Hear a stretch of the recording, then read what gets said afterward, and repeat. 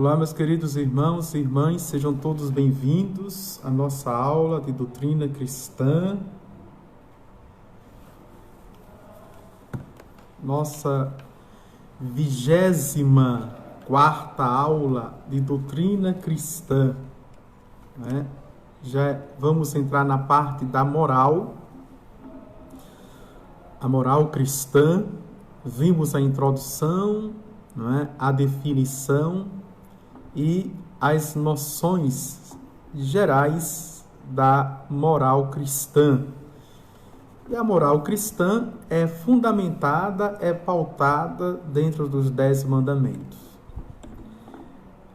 Quero recordar que, não é, já vimos a moral cristã no Catecismo da Igreja Católica. E vamos ver na doutrina cristã. Em nome do Pai, do Filho e do Espírito Santo. Amém. A graça de nosso Senhor Jesus Cristo, o amor do Pai e a comunhão do Espírito Santo estejam sempre convosco. Santo anjo do Senhor, meu zeloso guardador, se a ti me confiou a piedade divina, sempre me rege, me guarda, me governa, me ilumina. Amém. O som está bom? Está? Graças a Deus. Então vamos lá para a nossa primeira aula de hoje, não é? Os mandamentos de Deus. O primeiro mandamento: não terás outros deuses diante de mim. Outros deuses diante de mim. Certo? O primeiro mandamento nos ordena ser religiosos, isto é, crer em Deus, amá-lo, adorá-lo e servi-lo como único Deus verdadeiro, Criador e Senhor de tudo. Este é o primeiro mandamento da lei de Deus. Está para o nosso ser religioso. Aquilo que nós chamamos no popular a devoção, não é? Mais orientado para a vida consagrada, a nossa piedade, que é uma postura, que foi a segunda palavra da primeira leitura, não é? Do dia de ontem, do domingo, do dia do Senhor. Piedosos diante do Senhor. Vamos avante. Proíbe-nos o primeiro mandamento a impiedade. Veja, se nos pede a piedade, proíbe-nos a impiedade. Proíbe-nos também a superstição, a irreligiosidade, que é não religião, né? Além disso, a apostasia, a heresia, a dúvida voluntária e a ignorância culpável das verdades da fé. Atenção aqui para esta última proibição, a ignorância culpável, ou seja, a ignorância por consciência, a ignorância porque eu não quero saber de Deus, eu não quero saber de religião, eu não quero saber de igreja, eu não quero saber de teologia, eu não quero saber de reza, de oração. Não quero saber. Essa é chamada a ignorância culpada da fé. Vamos agora para o item dentro, não é, deste primeiro mandamento, que é culto externo e interno. Depois vamos ver o culto público e privado. Depois o culto de latria, hiperdulia e dulia. Não é? Depois o culto das imagens e relíquias. Dentro, não é, deste primeiro mandamento. Tem outros pontos, eu destaquei estes primeiros que acredito que vai dar para pensarmos, refletirmos, catequizarmos nesta aula. Então, o culto externo e interno. A virtude moral da religião, imposta pelo primeiro mandamento, nos move a prestar a Deus tudo que por nós, criaturas, lhe é devido. São as nossas obrigações para com Deus, as nossas responsabilidades. Se são obrigações e responsabilidades, também temos direitos, né? Qual o direito? De crescermos na fé, de crescermos na esperança, de crescermos no amor e crescermos na espiritualidade. O conjunto dos atos com que demonstramos a Deus a nossa submissão, disse culto. O que é culto? Não é?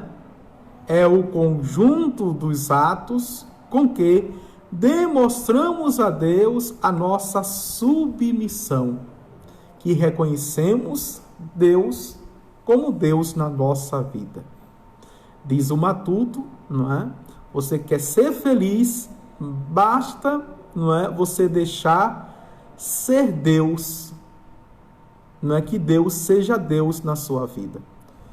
Que nós carismaticamente, não é, dizemos, não é, Ele é o Senhor da minha vida, da minha família, não é, da minha casa, da minha existência. É o senhorio do Senhor, não é?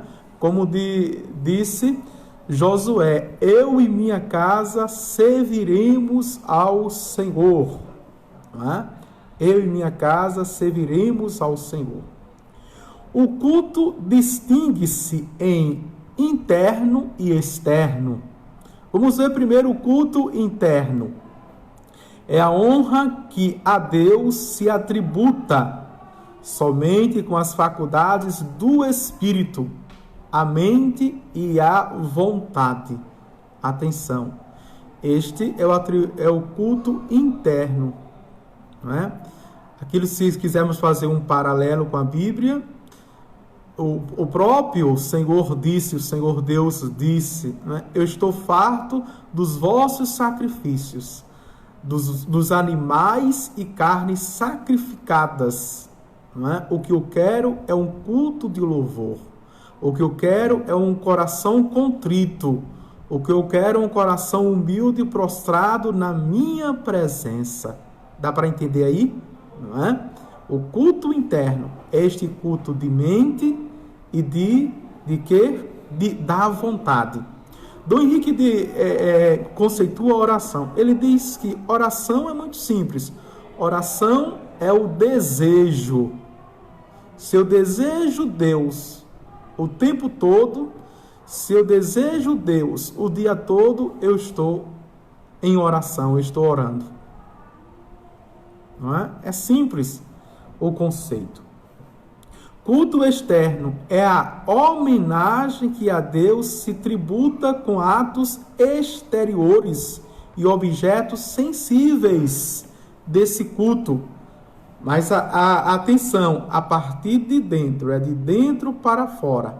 Então, quando eu coloco o terço na mão ou no pulso, quando eu coloco o crucifixo no peito, o escapulário, a medalha de Nossa Senhora ou de São Bento ou das Três Cruzes, quando eu uso a medalha de São Miguel Arcanjo, quando pela consagração se usa a cadeia, não é, com o cadeado, escravo de Maria, são, não é, externos, ou seja, demonstrações externas, um culto externo daquilo que eu vivo do culto interno, certo? Quando eu uso dos sacramentais, da água benta, do óleo, do sal, exorcizados, veja, quando eu faço a persignação ao passar diante de uma capela, de uma matriz, de uma basílica, eu vejo a cruz, eu penso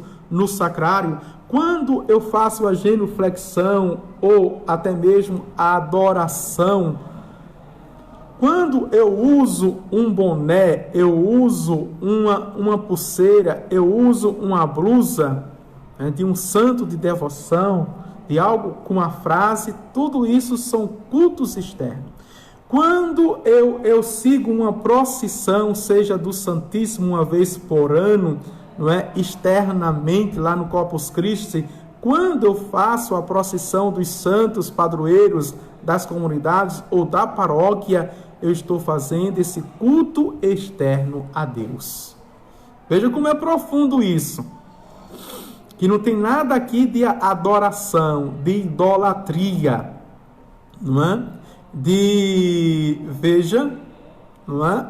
Estar dando à imagem ou estar dando aos objetos que a gente chama de insígnias, o culto que é devido a Deus. Não, eu faço isso como um culto externo com esses objetos que são sagrados, abençoados por Deus e que me lembram a Deus. Me lembram Deus na minha vida. Isso tudo é oração. Tudo é oração porque me lembra a Deus. O sacramental me lembra a Deus. O sacramento me reveste de Cristo e me dá Cristo todinho. Enquanto os sacramentais me lembram a Deus, me coloca em sintonia com Deus, corações ao alto, como nós dizemos no prefácio da grande oração da igreja, que é a oração eucarista com os textos eucológicos. Eu, de fato, estou o tempo todo em oração, porque o desejo é a minha vontade dentro da minha liberdade. Não basta só adorar Deus com o coração.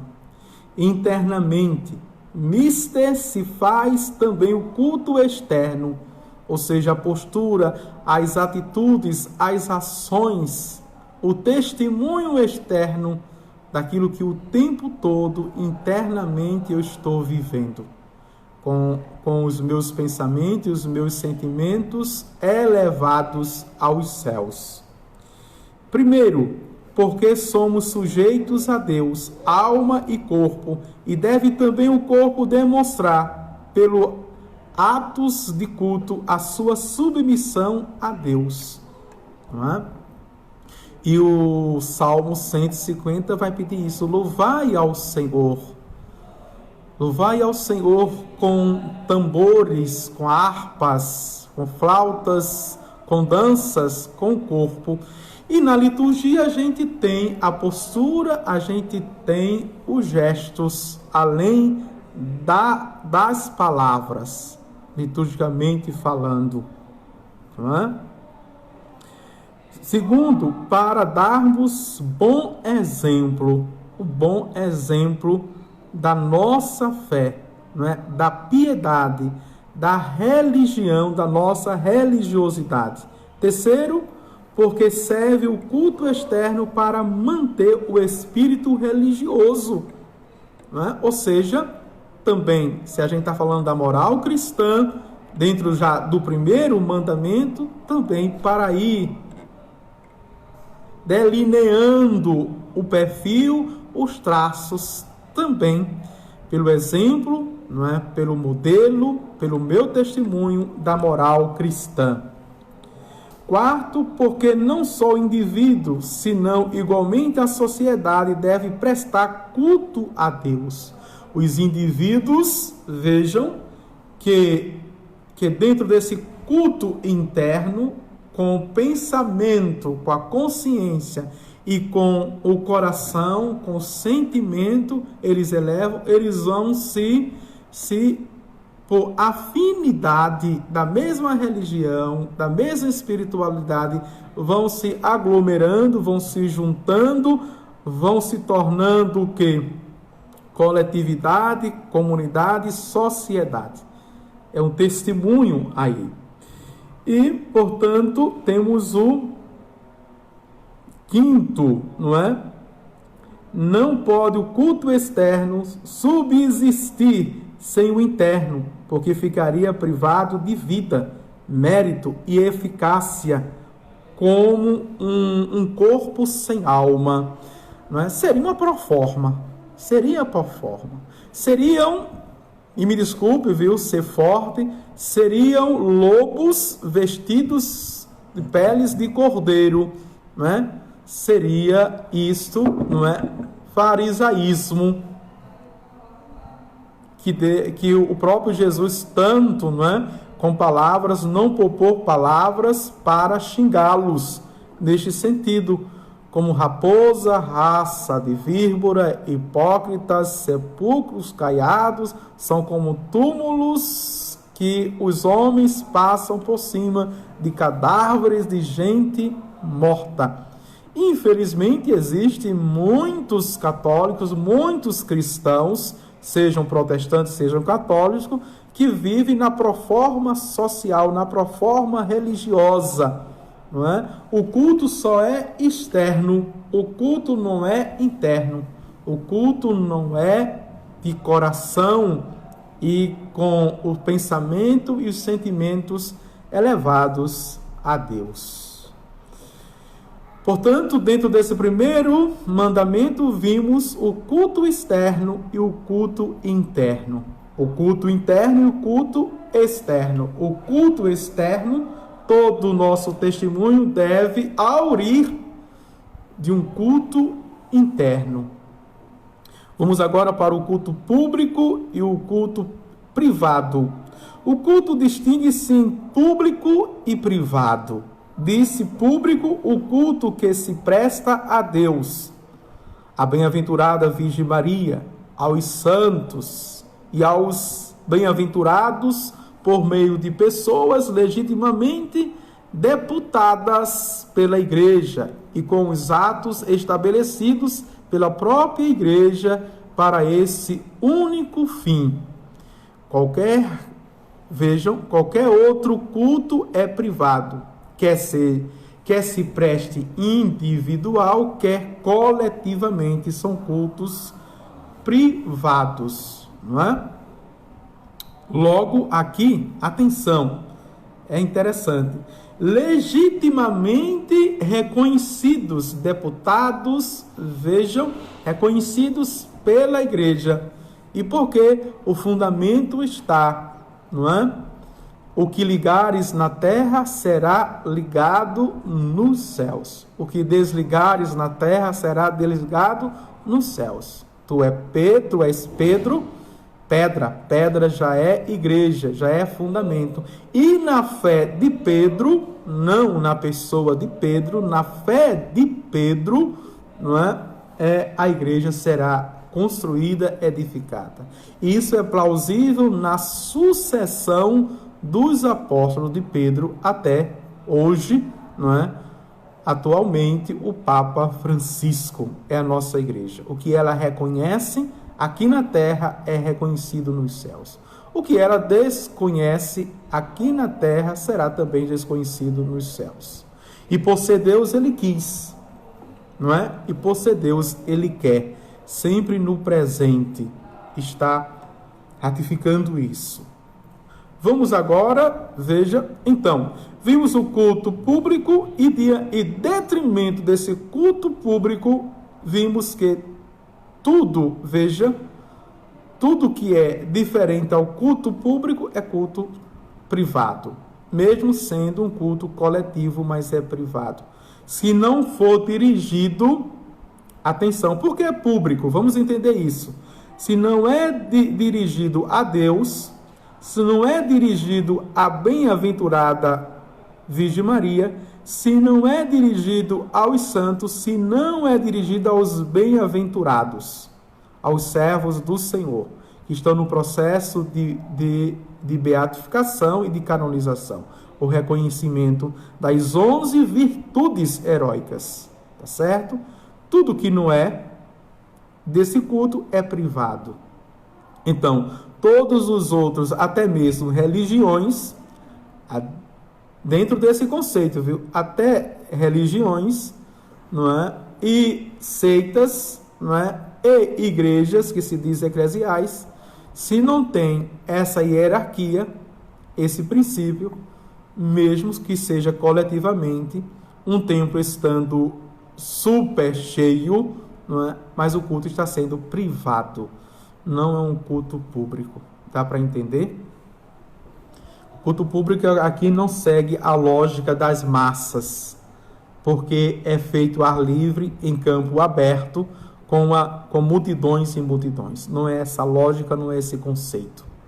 Vamos para o culto de latria, não é? Entendermos o que é latria, o que entendemos o que é hiperdulia e o que entendermos o que é dulia, tá certo?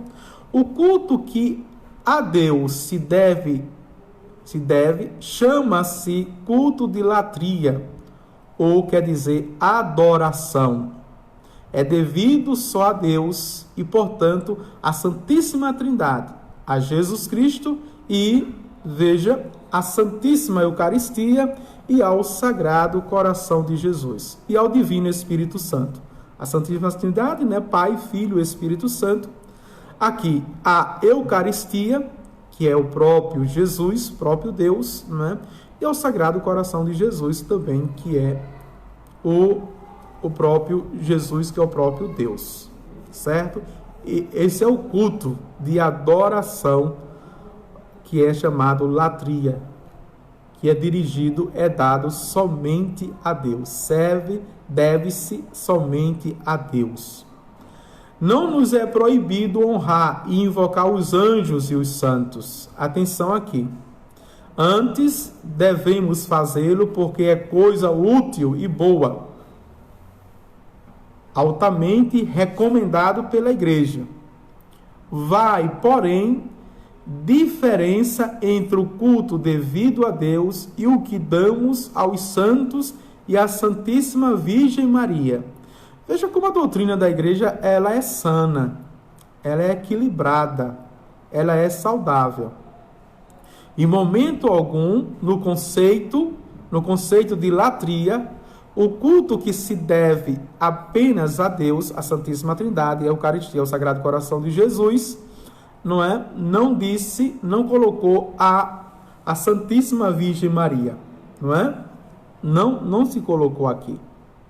Atenção. E vamos agora, veja, vai, porém, de diferença entre o culto devido a Deus e o que o damos aos santos e à Santíssima Virgem. O culto que a Maria Santíssima tributamos é o de veneração especialíssima. Atenção, aqui, não é? Veneração especialíssima, porque é a mãe de Deus, e disse a este culto de hiperdulia, não é? Por quê? Porque está acima da dulia, está acima o culto dos santos e abaixo da latria de adoração, certo? Depois eu passo mais ou menos como está hierarquicamente organizado lá nos céus e no céu. Deixa eu ver aqui esse texto, tá certo? O culto que aos santos rendemos é o de veneração ou dulia. Não é hiperdulia, é só a Nossa Senhora. Atenção para os termos. Aos santos e santas é de dulia. Veneramo-los porque, havendo eles praticado em vida as virtudes em grau heróico, chamado assim, que são 11 virtudes em grau heróico, não basta só viver as virtudes, é preciso vivê-las em grau heróico, não é? Se tornaram amigos de Deus e, como tais, poderosos intercessores nosso junto dele. Por isso que podemos dizer, pela poderosa intercessão de São Francisco de Assis, pela poderosa intercessão do glorioso São Roque, São Sebastião, Santo Antônio de Pádua, e assim sucessivamente, pela poderosa intercessão da gloriosa Santa Rita de Cássia, e assim sucessivamente. Certo? Vamos avante. O culto prestado à Virgem e aos santos, indiretamente, redunda em ser prestado a Deus, que é glorificado em seus santos pelas virtudes que em vida exercitaram por graça divina e pelos favores que Deus concede pela intercessão dos mesmos. Atenção, não existe aqui esquizofrenia, né? não existe atritos, nem conflitos, como querem colocar, não é? Como vimos aqui, quando eu venero um santo, não é? E peço a sua intercessão, diretamente acendo ao santo, não a imagem, pelo amor de Deus. A imagem é porque a nossa fé, ela é física, não é material nem materialista, ela é física. Então nós temos os objetos, os materiais, nós com a palavra, isso para nós é sacramental, não é? E é sacramento, nós temos a imagem. A nossa fé católica passa pela nossa razão e passa também pelo nosso corpo, passando pelos nossos sentidos. Nós conseguimos ver, nós conseguimos tocar, nós conseguimos sentir, graças a Deus. Tá certo? Então, esta veneração, na verdade, é indireta a Deus. Não é? Eu peço, mas o fim último é para glorificar a Deus. A Santíssima Trindade, o Pai, o Filho e ao Espírito Santo. Deus deu para entender, não é? Este culto. Então vimos o culto de latria, só a Deus, a Santíssima Trindade, a Eucaristia, o Sagrado Coração de Jesus, não é? Vimos o hiperdulia, o culto que é dado à Santíssima Virgem Maria, e vimos o culto de dulia, aos santos e santas, certo? Vamos ver como está agora. Atenção, abro um parênteses aqui. Mais ou menos hierarquicamente organizado, estruturado. Não é? Pai nosso que estais nos céus. Não é assim, não é? Então, o lugar próprio de Deus, próprio da Santíssima Trindade, onde o culto é latria, ao Pai, o Filho e o Espírito Santo. Abaixo no céu, abaixo temos, não é, o culto que é hiperdulia, a Nossa Senhora, a Santíssima Virgem Maria. E depois, se quisermos, não é, o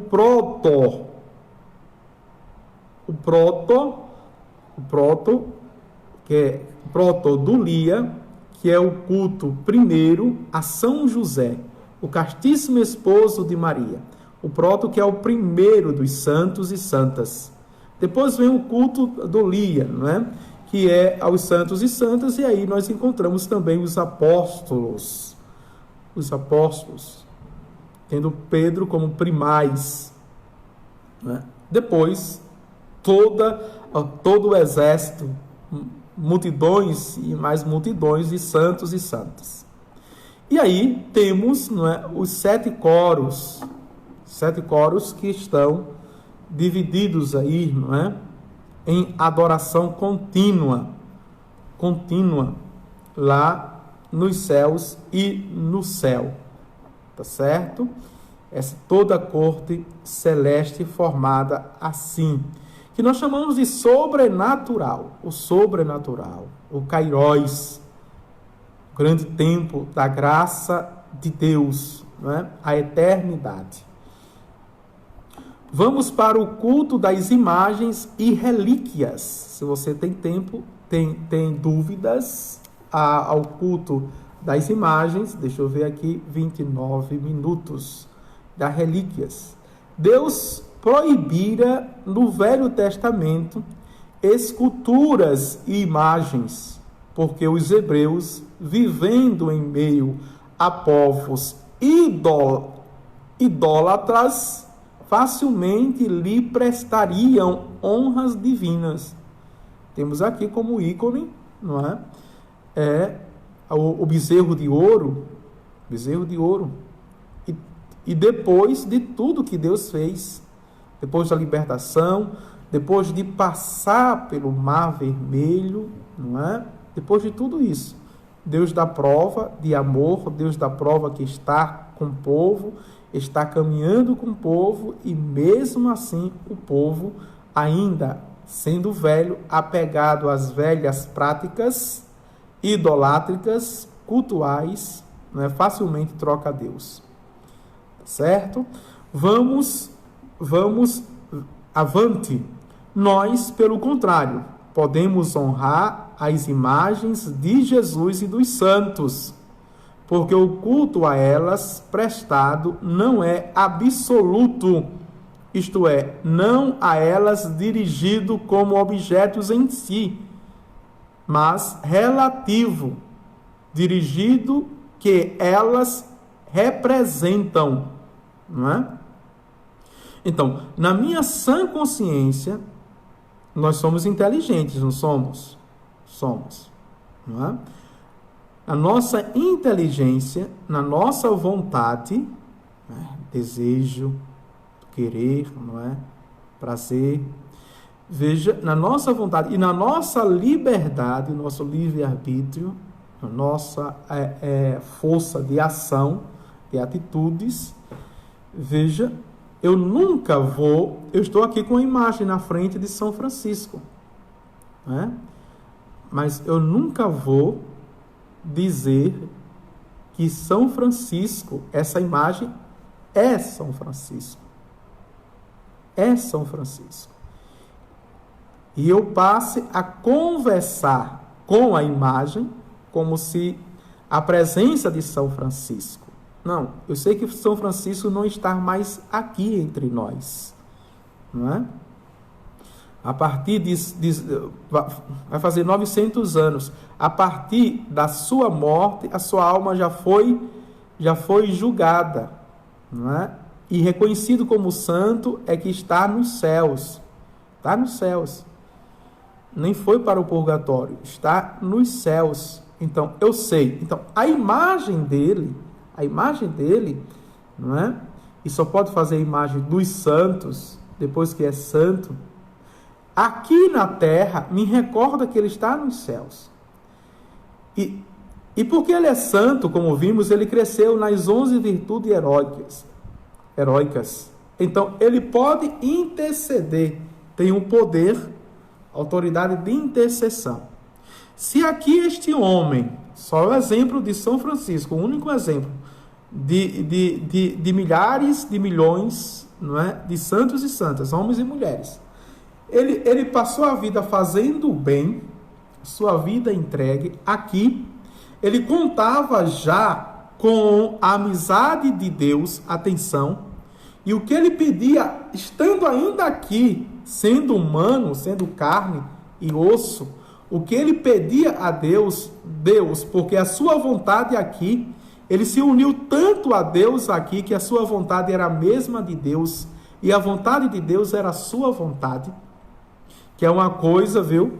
Atenção, que custa-nos, ao terminarmos as nossas orações, pedimos que seja feita a vontade de Deus. E quem quer ser santo, caminhar para a santidade, a vontade de Deus tem que ser plena, não é? Não deve nos custar. Por que nos custa? Porque parece-me que no subconsciente, no inconsciente, a gente pensa que a vontade de Deus sempre é contrária à vontade da gente. Não. Então, terminar as nossas orações com alegria e pedindo que seja feita a vontade de Deus. Certo? Pois bem, se aqui, não é, São Francisco realizou e teve os benefícios de Deus para aqueles, os pobres, os necessitados, os miseráveis, os leprosos, os chagados, os mendigos, tivessem os benefícios de Deus aqui, imaginemos nós no céu. É muito lógico, é muito racional. Por isso que temos as biografias dos santos, para vermos as suas vidas, estimular as nossas também, aqui. E por isso que eles podem ser exemplo, modelo e referenciais, alavanca e trampolim, para que aqui também nos esforcemos, dentro do nosso contexto, dentro das nossas circunstâncias, dentro da nossa realidade, mas nos esforcemos para imitar, estarmos abertos àquilo que o Divino Espírito Santo quer falar para o mundo de hoje através de nós. Estarmos abertos, porque é o Espírito Santo que levanta em cada época homens e mulheres, santos e santas, abertos e dispostos, mesmo sofrendo, mesmo renunciando, fazendo penitência, não é? Mortificações. É nesse exercício, veja, de ascese que acontece a vontade de Deus. Tá bem? Acho que deu para entender, não é? Vamos avante. E também ilícito o culto das relíquias, portanto, não é? De primeiro grau, de segundo grau, de terceiro grau. Por esse nome, entende-se os corpos dos santos e objetos a eles pertencentes, ainda que distribuídos em fragmentos ou partículas. Não é? Primeiro grau, um osso, né? Ou sangue, ou algum objeto que tenha o sangue do corpo do santo ou santa, primeiro grau. Depois temos o do segundo grau, não é? Algum objeto que eles usavam o tempo todo, estava na mão com eles, um terço ou no corpo. Veja. E o terceiro grau, um pedaço de veste, de qualquer veste. E também tem por aproximação, as relíquias por aproximação, né? Temos uma relíquia, a igreja, para o bem de todos, coloca por aproximação, tem um sacramental que faz e aí distribui para o bem de todos, como sacramental. Veja, e diante dali a gente pode também rezar, a gente pode pedir. Os nossos altares são consagrados com relíquias de primeiro grau, ali tem, não é, a presença de um santo, de um corpo, tá certo?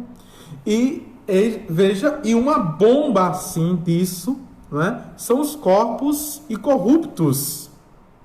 O maior sinal de Deus hoje são os corpos incorruptos, não é?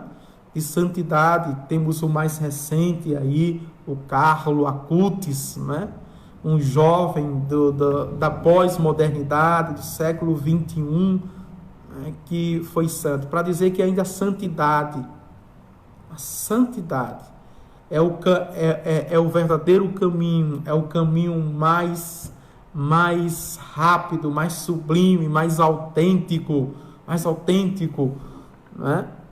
De ser cristão, de ser religioso, de ser amigo de Jesus. Veneramos os corpos dos santos porque foram membros vivos de Jesus Cristo e templos do Espírito Santo e devem ressurgir gloriosos na vida eterna. Veneramos os objetos pertencentes aos santos porque nos servem para lhes recordarmos as virtudes e lhes mantermos afeto. Olha aí, não é?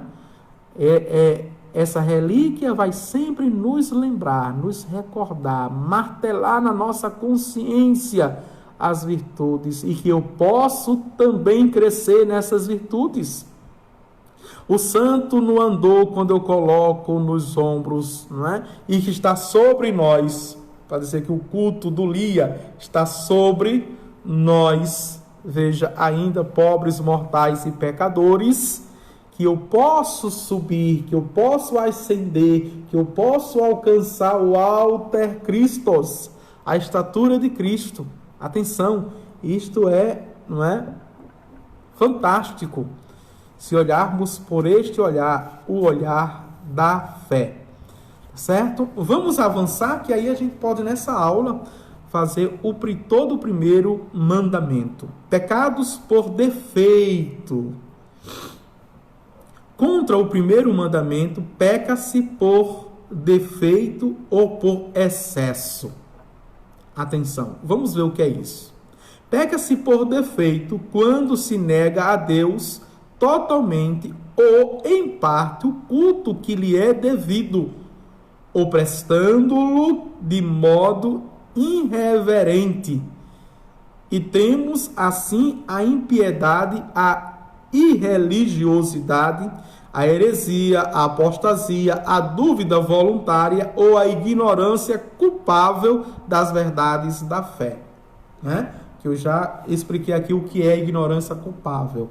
Conscientemente eu não quero. Eu quero ser ignorante porque eu sou indiferente. Né? Deus não existe. Essa coisa de religião é para nos castrar, é para tolir a nossa liberdade, e eu posso viver muito bem sem Deus, sem religião, e eu não pesquiso, não estudo, não aprofundo os artigos da fé, pela consciência. Né? Haja vista que nós vimos na introdução que Deus timbrou, nos tatuou com a sua lei. A lei de Deus foi escrita em nossos corações. Impiedade é recusar um culto qualquer. E irreligiosidade é a irreverência a Deus e contra as coisas divinas. Isso é um ato de irreligiosidade. São espécies, vamos ver agora as espécies de irreligiosidade. Não é? A tentação de Deus, que ocorre quando se quer tentar ou pôr à prova o poder de Deus, exigindo a intervenção divina sem necessidade. Veja, assim, tenta a Deus quem, sem necessidade alguma, se expõe a perigos espirituais ou materiais, esperando uma intervenção de Deus. Aqui está tentando Deus, está provocando Deus. Vou ver se Deus existe. Aí vai pular, não é, do 19º andar ou o 34º andar. Deus existe, aí dá um voo, pula lá. E se Deus, não é, me pegar? Essa foi a tentação também do diabo contra Jesus, não é? A terceira tentação. Levou Jesus para o pináculo do templo e disse: pula, porque está escrito, Deus dará ordem aos seus anjos que venham te socorrer. E Jesus, mesmo sendo Deus, não é, disse: não tentarás o Senhor teu Deus. Isso serve para nós também, não é? Porque isso é uma tentação do demônio, provocar Deus. Ou jurar em nome de Deus quando é mentira, quando é inverdade, quando é meia-verdade, jurar contra Deus. Então, é trazer Deus como testemunha, tá certo? Cuidado. Segundo, o sacrilégio ou profanação da pessoa, coisa ou lugar sagrados. O que é sacrilégio, não é? É a profanação da pessoa, coisa ou lugar sagrados, certo? Isso é sacrilégio. Um papa, um bispo, um padre, um diácono, um religioso, religiosa consagrado, quem peca contra, quem ridiculariza, quem manga, quem solta chacota, piada, ironia, sarcasmo. Veja, tudo isso é um sacrilégio contra também os objetos, os sacramentais, não é? E também os lugares sagrados. Comete o pecado sacrílico. Pessoas sagradas são as consagradas a Deus no estado eclesiástico ou pelos votos religiosos, como nós vimos, não é? Coisas sacras são, primeiro, os sacramentos, depois, os vasos sagrados, as relíquias, etc. Lugares sacros são a igreja. Também aqui o cemitério, viu? É um lugar sagrado, por isso que não devemos profaná-los. Quem faz isso são satanistas, são bruxos que entram, não é? Escavam para pegar ossos, ou até mesmo a terra de cemitério para fazer bruxaria, malefícios, não é? Magias. são todos sacrílegos. Vamos avante. Agora, veja o C. A simonia, ou compra e venda de coisas espirituais, sacramentos, indulgências, etc., ou conexas com as espirituais, vasos sagrados, relíquias, não é? Tem pessoas que entram nas igrejas, pegam os vasos sagrados para vender, as relíquias, né? Quebram o altar, escavam, pegam os altares e vendem, ou simplesmente colecionadores. Tem leigos que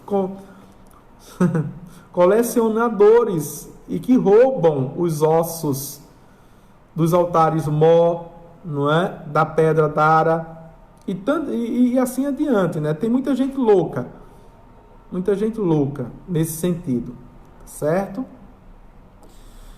Toma o nome de Simão Mago, que por dinheiro queria de São Pedro o poder de dar o Espírito Santo, né?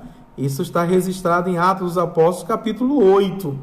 O Simão Mago, e por isso vem aí o nome de simonia. Heresia é a negação pertinaz de uma verdade de fé, tá certo? É a negação de uma verdade de fé, da doutrina da Igreja Católica, dos apóstolos, do credo, e assim sucessivamente, aquilo que a Igreja, no seu magistério, na tradição fundamental da Sagrada Escritura, ela decreta, não é? Ela proclama, tá certo? Apostasia quando por um ato externo se nega a fé professada antes. Então, veja, todo mundo dos protestantes, dos evangélicos, Lutero, Calvino, Zwinglio, não é? Todos eles são apóstatas. Eles negaram uma verdade de fé que outrora eles professaram. São apóstatas. E todos os leigos batizados, conscientes, não é? Sobretudo os que passaram pela catequese, primeira comunhão e de crisma, que depois, não é?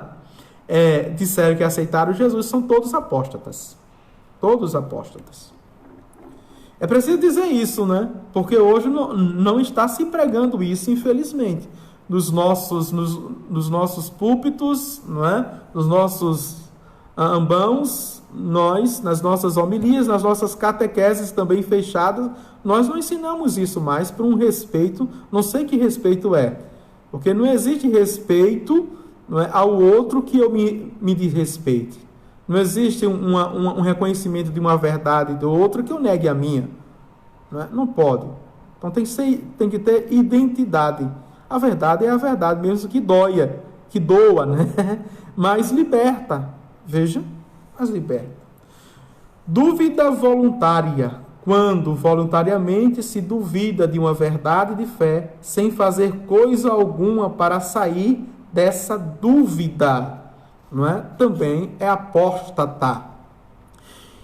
Vamos compreender o que é ignorância culpável das verdades da fé. Quando, sendo possível fazê-lo, alguém se descuida de se instruir da religião. E aqui a gente tem uma multidão, veja o conceito, a gente tem uma multidão de ignorantes culpáveis. Por quê? Porque se dizem católicos e não procura aprofundar sua fé. Me desculpa o termo, viu? São relaxados, são frouxos, são covardes.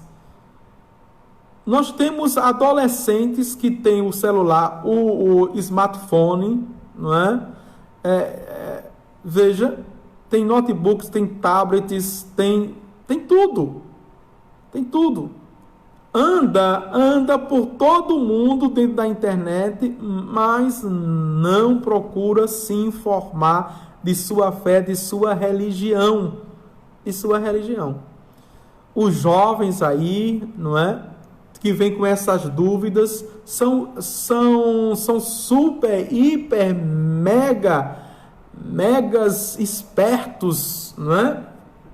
Espertos, entendidos de tudo e de todos, entram em polêmicas, têm as suas opiniões, mas quando é para a sua religião, se torna um bobo.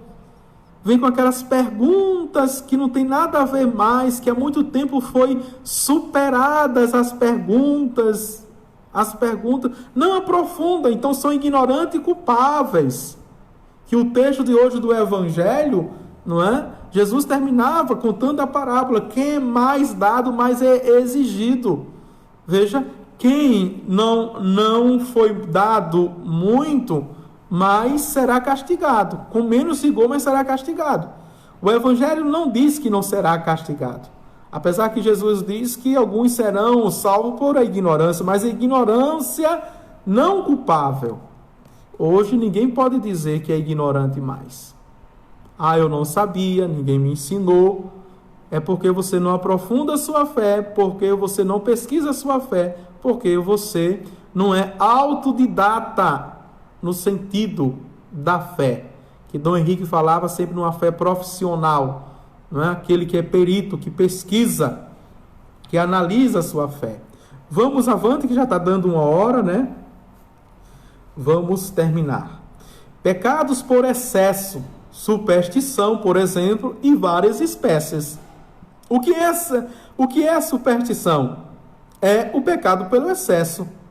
Não é? O escrúpulo, o pecado pelo excesso. Vamos ver aqui. Peca-se por excesso quando se presta, veja, a Deus um culto de modo inconveniente, ou quando se presta a quem não é Deus o culto de adoração. Só a Deus devido. E temos assim a superstição. Veja. Não é? Ou seja, tirar aquilo que é próprio do Criador para as criaturas. Dá o valor, a dignidade, não é? Por exemplo, que mal tem levar o seu filho, a sua filha, quando está com gripe, quando está com resfriado, quando está com imunidade baixa, quando está com febre, quando está com olhado, e assim sucessivamente para um benzedor, uma benzedoura. Veja, o mal está no raminho que ela pega. Se essa bendita, para não chamar de desgraçados, infelizes, não é? Eles, pela fé católica, que eles dizem que têm, se eles fizessem isso, sem esse bendito ou maldito raminho, pronto. Rezaria a fé católica, que geralmente eles rezam o credo, rezam o Pai Nosso, a Ave Maria, veja, a Salve Rainha e o Santo Anjo. Se eles fizessem isso, sem aquele raminho, pronto. Todo católico batizado pode rezar. Agora, com fé e ao Criador, dentro da doutrina da igreja. Mas atenção, não é? Atenção. Eles pegam o ramo, seja pinhão roxo, seja de arruda, seja a espada de São Jorge, ou qualquer outro, não é? Que diz que tem uma energia que absorve as energias negativas maior, e depois termina assim, ó, que ninguém entende. Fazem todas as orações católicas, depois termina, não é? Com a oração silenciosa, balbuciando, que ninguém entende. Aí está o perigo. Que não sabe se o culto é de fato a Deus, se está invocando a poderosa intercessão dos santos, ou está fazendo para o diabo. O perigo é este, tá certo? Mesmo que seja aquela senhora do apostolado da oração, mesmo que seja aquela senhora da Legião de Maria, mesmo que seja aquele senhor carismático da renovação carismática, não pode. E outra coisa, não é? O pai e a mãe, abaixo de Deus, dado por Deus, tem a maior autoridade, mais do que o padre, de impor as mãos sobre os seus filhos e orarem e rezarem E por que não fazem isso? Por que não fazem isso? Vocês estão delegando, quem faz assim está delegando a autoridade que foi dada por Deus a outro. E se você delega, o outro vai ter autoridade sobre a sua cria, sobre os seus filhos. E às vezes não tira e coloca. Tá certo? Coloca. Porque o diabo, ele confunde, ele engana, ele ilude. Ah, padre, eu levei e passou. Mas tempos depois, volta e volta, não é? Pior. Tá certo? Cuidado. Presta-se a Deus um culto de modo inconveniente, se, por exemplo, honrarmos a Deus com um culto judaico. Veja, hoje abolido, se difundirmos relíquias falsas ou falsos milagres. Os charlatões por aí, não é? Os charlatões. E tem muitas igrejas, não é, chamadas cristãs, com ritos e cultos judaicos dentro do cristianismo. Veja, não é? Ou até mesmo, veja que uma igreja que não tem bênção, que não tem sacramento, ela não tem bênção. Então elas estão vendendo as bênçãos de Deus. Toda igreja protestante não tem bênção, não tem sacramento. Se não tem, não tem. E está vendendo, veja. Isso é justamente, não é, o pecado por excesso. Presta-se a quem não é Deus culto de adoração, primeiro, pela idolatria ou culto dos ídolos. Né? O culto de idolatria é prestar a quem não é Deus o culto. Segundo, pelo recurso ao demônio e aos espíritos, o que se obtinha antigamente por meio da magia e da adivinhação, e hoje se faz por meio de espiritismo. Olha aqui, mais claro do que isso não pode ser, não é? O espiritismo é a arte de se comunicar alguém com os espíritos e de, mediante as intervenções destes, obter efeitos superiores às forças humanas, não é? O espiritismo está aí, não é apenas falar com os mortos não, viu? Cuidado. Os espíritos que intervêm nesses atos não podem ser senão os demônios. Então tudo é demônio, minha gente, tudo é demônio, não é? Não poderiam ser os anjos, nem as almas dos defuntos, porque não lhes permite Deus essa intervenção para virem satisfazer aos caprichos humanos e porque as circunstâncias que acompanham as sessões espíritas estão muito longe de ser morais e sérias. Olha aí, veja, quem está doutrinando isso hoje? Não é? Então, tudo isso é idolatria, não é? Tudo isso é excesso de pecado, porque é falsidade, e tudo isso é culto ao demônio. Por isso, o espiritismo é absolutamente proibido pela igreja. Importa não confundir o espiritismo com o magnetismo, não é? E o hipnotismo. Tem outra coisa, que se a gente ter tempo aqui, a gente vai fazer essas distinções. Espiritismo, magnetismo, não é? Hipnotismo. Que existem em produzir no indivíduo o sono artificial e fazer o indivíduo operar dependentemente da sua vontade. E aqui algumas terapias, né, de regressão, né, que fazem isto. E a igreja também tem suas ressalvas, né? Seria uma aula somente para explicar isso. Isto, em muitos casos, é fenômeno natural e pode ser permitido a pessoas peritas e de consciência, em havendo razões graves e excluindo-se qualquer perigo para a alma e para o corpo.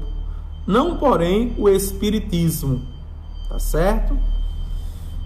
Terceiro, pela vã observância que reside em atribuir a uma ação ou coisa eficácia ou virtude que não possui e que depende de Deus unicamente. Assim, atribuir a objetos ou a circunstâncias particulares a preservação de males, a boa ou má fortuna. Não é superstição trazer consigo ao corpo medalhas, imagens ou coisas bentas, porque nesse caso o efeito bom não é atribuído ao objeto material em si, mas é a intercessão do santo nele representado, que eu já expliquei.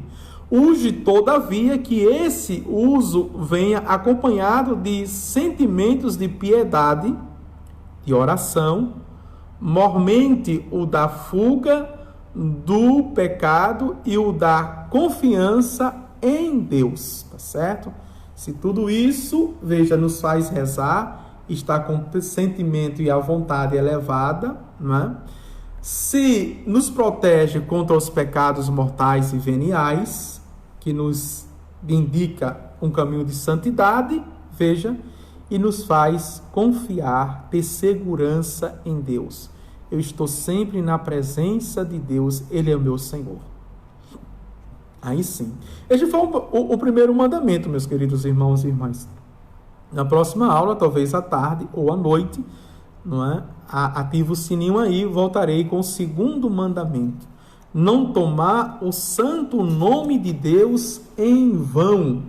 E aqui a gente vai ver objetos diretos e indiretos, o nome, não é, santo de Deus, as blasfêmias contra Deus, aquilo que eu já falei um pouquinho, o juramento, o voto que a gente faz, não é, que é a promessa, não é, a gente vai ver. Em uma aula dá para a gente ver isso que é pequeno, tá certo? O Senhor esteja convosco, Ele está no meio de nós. Abençoe-vos Deus Todo-Poderoso, Pai, o Filho e o Espírito Santo. Amém. Tchau, tchau. Deus abençoe. Fiquei bem com o Solo Del Preto, não é? Viram aqui a novidade? Deixa aí os comentários, tá certo? Tchau, tchau. Deus abençoe.